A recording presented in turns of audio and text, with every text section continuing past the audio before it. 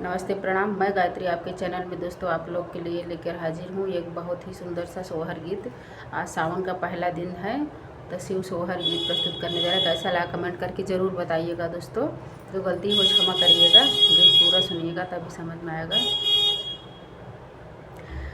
सुबह बोला गौरा सुबह बोला हो, हाथ से नूर लई के सुबह बोला हो। गौरा सुबह बोली बैठा चौकवा महादेव के दहीने, महादेव के दहीने नी हो।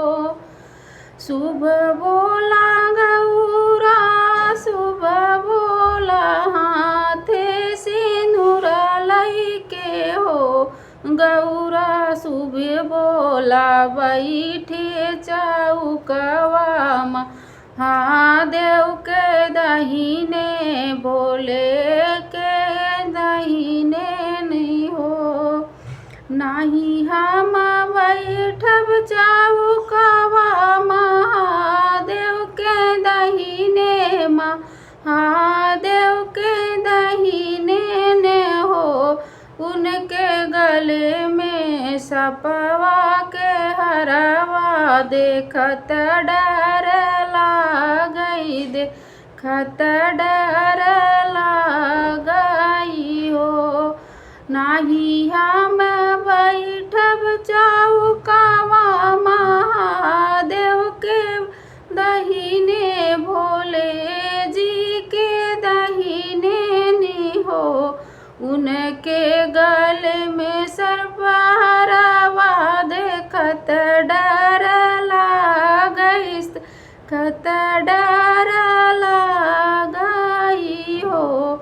उतन नदी बैल सवार, देखत डर लागई, देखत डर लागई हो। नंदी बैल सवार, देखत डर लागई, देखत डर लागई हो। हमारे गौरा जी के जी है सुनना महतारी, सुनऊ सब सखिया, सुनऊ सब बहिनी नी हो। हमारे गौरा जी गौरा के जरिगा, भगिया तवर उरहवा, तवर उरहवाई पाइनी हो। हमारे गौरा जी गौरा के जरिगा, भगिया तवर उरहवा, तवर उरहवाई पाई। एतनी वचन सुनी गौरा रानी, माया सामुझावई त माया सामुझावई हो।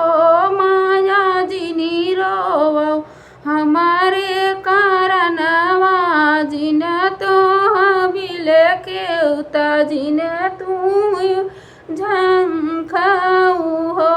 माया जिनी रोवा हमारे कारणवा, बिने तू ही बिल खाऊ तो जिने त्यू झंखाऊ हो।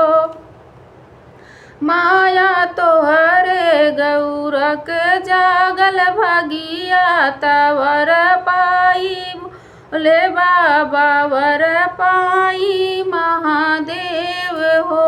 माया गौरा के माया तोहरे गौरा के जागल भगिया, वर पाई महादेव पाई भोले जी हो। सुबह बोला गौरा सुबह बोला, हाथे सिंदूर लई के गौरा सुबह बोली बाई, ईठा चौकवा महादेव के दहीने, भोले ले जी के दाहिने नी हो गौरा सुभी बोला बैठै चौकवा महादेव के दाहिने भोले जी के दाहिने ने हो।